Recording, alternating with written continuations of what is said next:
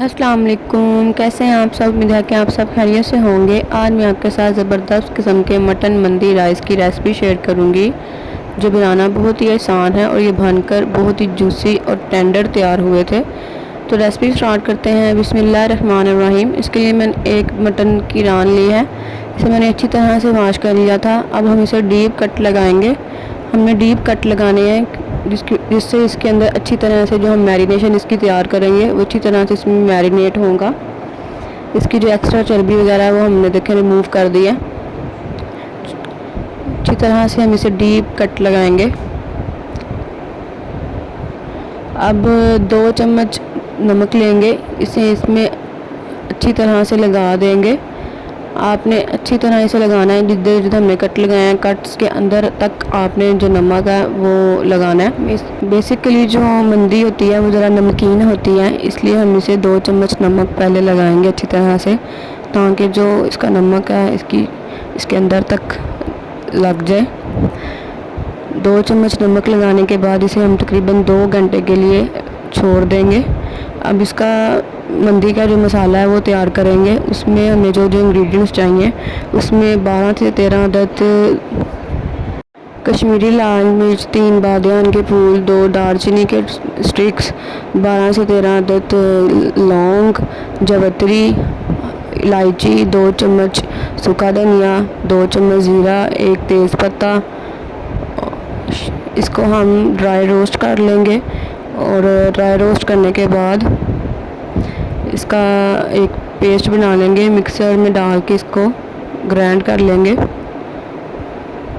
तो ये बहुत ही ज़बरदस्त किस्म का मंदी का मसाला तैयार हो जाएगा। देखें कितना अच्छा मसाला तैयार कर लिया मैंने। अब हम बाकी मसाले जात देखते हैं। उसमें 3 चम्मच दही शामिल करेंगे, 2 चम्मच मंदी मसाला जब भी मैंने बनाया था वो शामिल करेंगे, 1 चम्मच लाल मिर्च, 1 चम्मच हल्दी, 1 चम्मच नमक, क्योंकि 2 चम्मच पहले हम रान को लगा चुके हैं। टोटल 3 किलो की रान थी, तो 3 चम्मच लेमन जूस, 3 चम्मच चिली सॉस, 3 चम्मच विनीगर और 3 चम्मच ही हरी मिर्चों का पेस्ट, 3 चम्मच लहसुन का पेस्ट और 2 चम्मच ऑयल शामिल करके अच्छी तरह से मिक्स करेंगे। इसमें चिली सॉस भी शामिल किया है 3 चम्मच।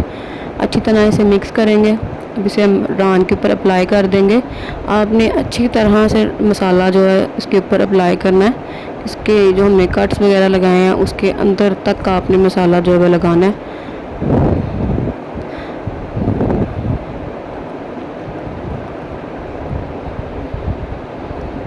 और इस मसाले की इतनी अच्छी खुशबू आ रही थी। अब हम इसे फॉइल पेपर में रैप कर देंगे। इसे अच्छी तरह से फॉइल पेपर में रैप कर देंगे, सेट करके रान को।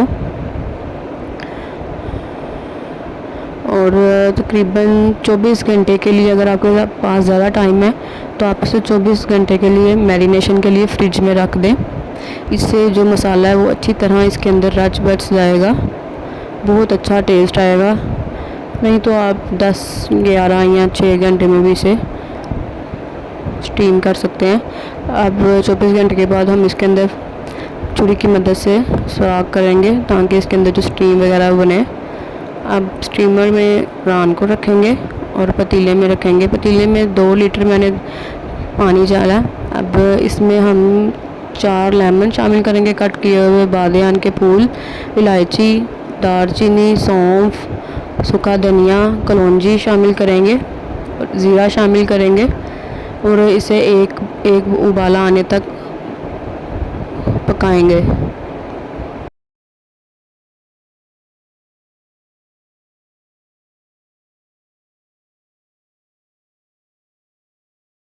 देखें पानी में उबाला आ चुका है। अब जो रान है वो हम इसके अंदर रख देंगे और आटे का एक गोल सा बना लेंगे।